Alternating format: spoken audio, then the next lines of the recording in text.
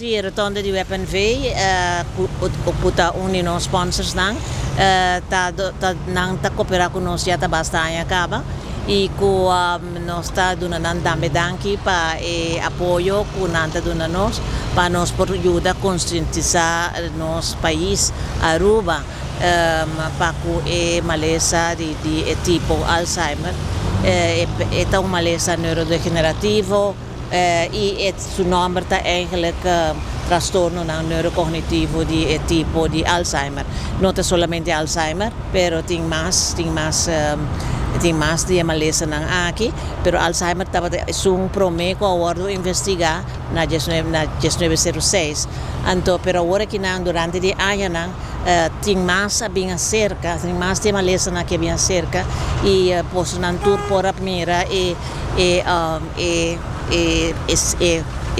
documentario di Bruce Willis, che è un artista di cine e che sta passando per il processo anche di trastorno neurocognitivo, però di un che non è Alzheimer, però che è frontotemporal. Arriba e parte e nos lo vai elaborar também aqui un tiki mais e mais que nós está mais den parte de nós tem parte de manejo de diagnóstico e esse também nós está vai pôr ênfase sobre diagnóstico tá algo que contribui com a segurança de paciente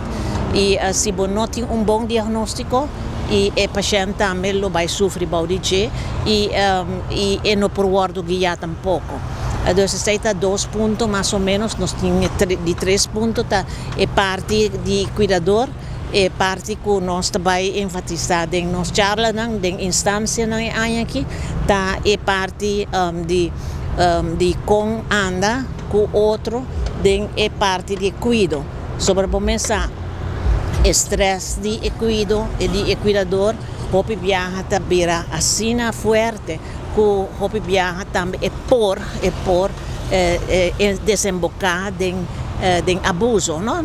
Das horas o paciente acaba que custam e isso aqui não custam que nós está tendo conta com ele e nós está basic agora que não está guiando grupo de gente arriba e parte aqui. Dus año que nós está hopi mais de instância ainda por inscrever ou por chamar-nos se é caso que não está interessado em charla de uma companhia nós lo quer fazer seguramente tailor-made nós chamamos para a instância então também que dia 21 de setembro que é dia internacional